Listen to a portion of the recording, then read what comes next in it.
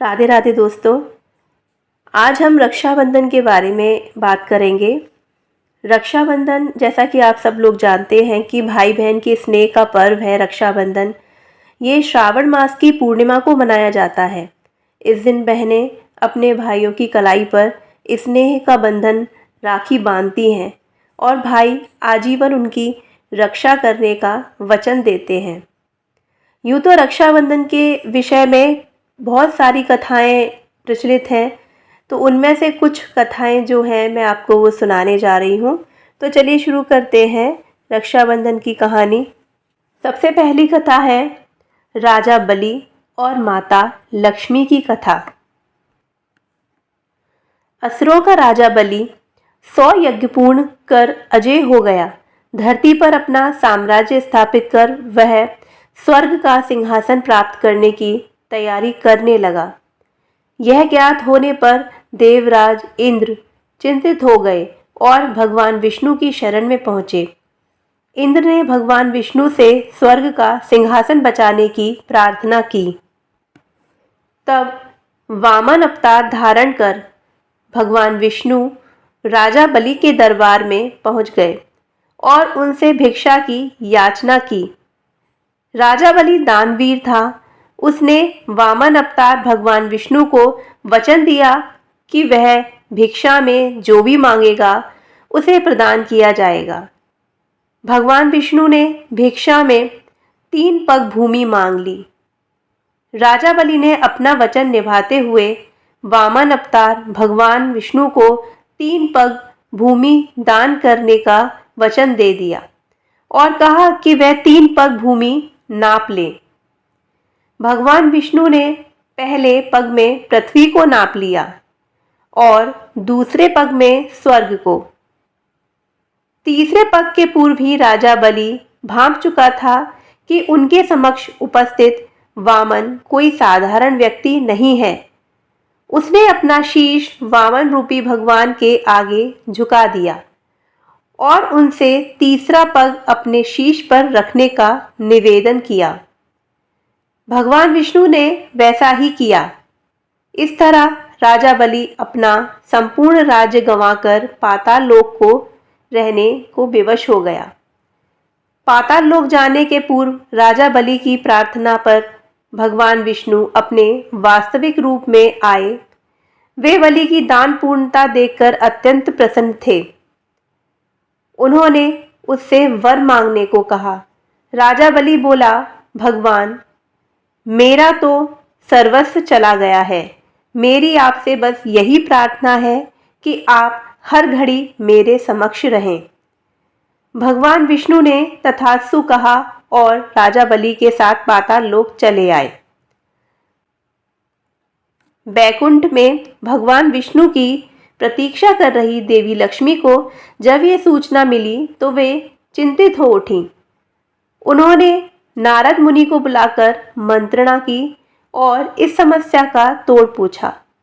नारद मुनि ने उन्हें सुझाया कि वे राजा बलि को रक्षा सूत्र बांधकर अपना भाई बना लें और उपहार स्वरूप भगवान विष्णु को मांग लें।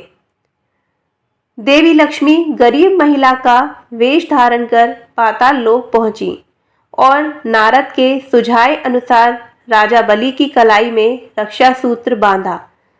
तब राजा बलि बोला, आपको देने के लिए मेरे पास कुछ नहीं है। तब देवी लक्ष्मी अपने वास्तविक रूप में आई और बोली, आपके पास तो साक्षात भगवान विष्णु हैं, मुझे वही चाहिए। राजा बलि ने भगवान विष्णु को देवी लक्ष्मी के साथ जाने दिया। जाते जाते भगवान विष्णु ने राजा बलि से कहा कि वे हर साल 4 माह पाताल लोक में निवास करेंगे। वे 4 माह चतुर्दशी कहलाते हैं और देवशयनी एकादशी से प्रारंभ होकर देवउठनी एकादशी तक चलते हैं। जिस दिन देवी लक्ष्मी ने राजा बलि को रक्षा सूत्र बांधा था वह श्रावण मास की पूर्णिमा का दिन था।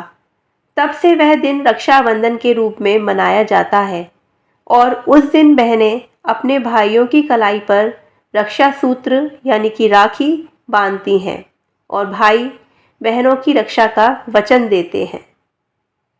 दोस्तों, यह थी पहली कथा। अब दूसरी कथा इस प्रकार है। भगवान श्री कृष्ण और द्रौपदी की कथा।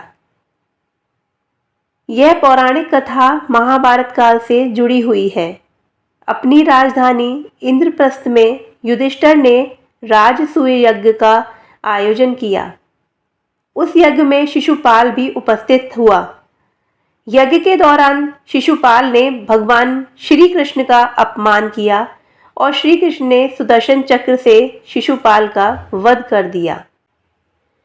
शिशुपाल का वध कर लौटते समय सुदर्शन चक्र से श्री कृष्ण की उंगली थोड़ी कट गई और उसमें से रक्त बहने लगा। तब द्रौपदी ने अपनी साड़ी का पल्लू फाड़कर श्री कृष्ण की उंगली पर बांध दिया। उस समय श्री कृष्ण ने द्रौपदी को वचन दिया कि वह इस वस्त्र के एक एक धागे का ऋण चुकाएंगे। जब कौरवों ने द्रौपदी के चीर हरण का प्रयास किया, तब श्री कृष्ण ने अपना वचन निभाते हुए चीर बढ़ाकर द्रौपदी की लाज की रक्षा की। जिस दिन द्रौपदी ने श्री कृष्ण की उंगली पर अपना पल्लू बांधा था, वह भी श्रावण मास की पूर्णिमा का दिन था और वह दिन रक्षाबंधन के रूप में मनाया जाता है।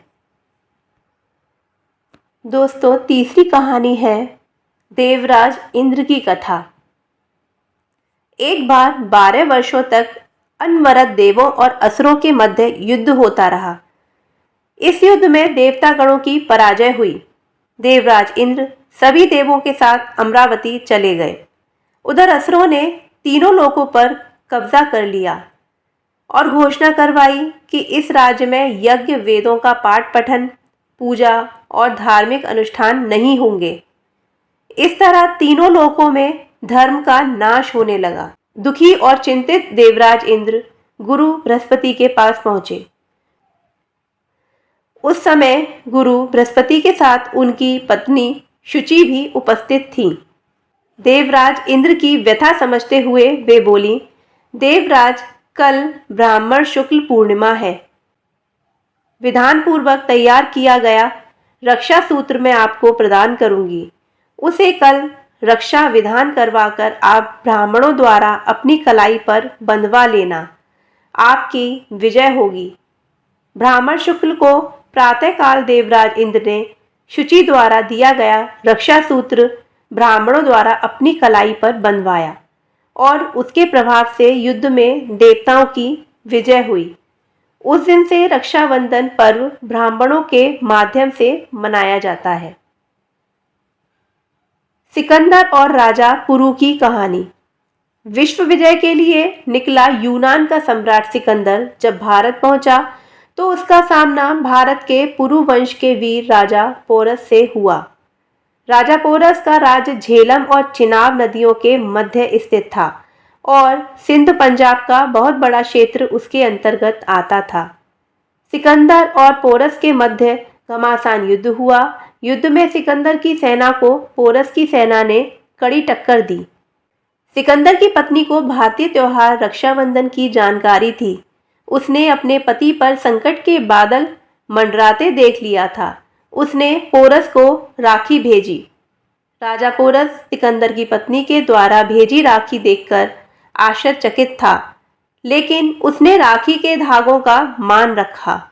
युद्ध में एक समय ऐसा भी आया जब सिकंदर का घोड़ा पोरस के भाई के द्वारा मारा जा चुका था और सिकंदर निहत्था पोरस के सामने खड़ा था।